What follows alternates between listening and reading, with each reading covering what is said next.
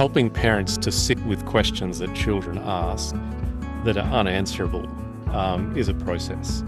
And, sometimes it's not helping kids find the answers. Sometimes it's helping them learn to live with the questions for the rest of their life.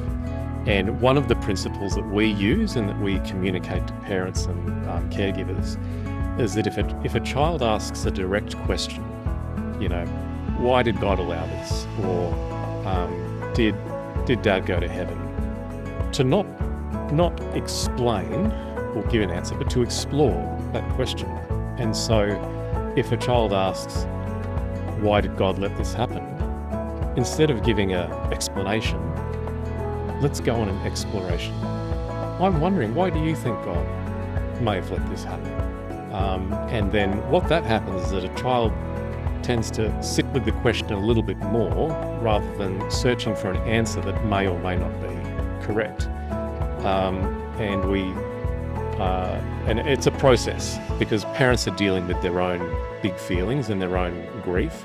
And so trying to hold their children's grief as well can be very, very almost insurmountable. And so using that exploration technique rather than explaining it is one of the things that we advocate for. And we also try and temper the parents' language around if a child asks, will you die too, mummy?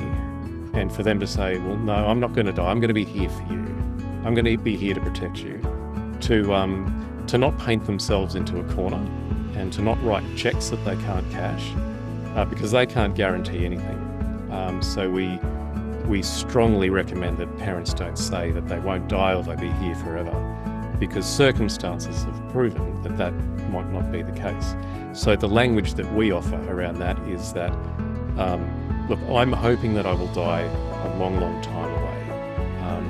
In the interim, what you and I can do is to exercise together. We can eat healthy foods, and that's going to help us to live the longest life that we possibly can. And that gives a parent access to the children's circles. So it's not just giving an answer. It's actually joining that child in the circle, and there's something that we can do together to help us live healthy lives. And what we found is that grief itself isn't the issue. It's being alone in grief that is where the trauma for children lies. So the message that we want to give families is that, we can get through anything as long as we're together. And so anything that we can do that brings us into the circle of that child, joining them, empowering them, is what we advocate people to do.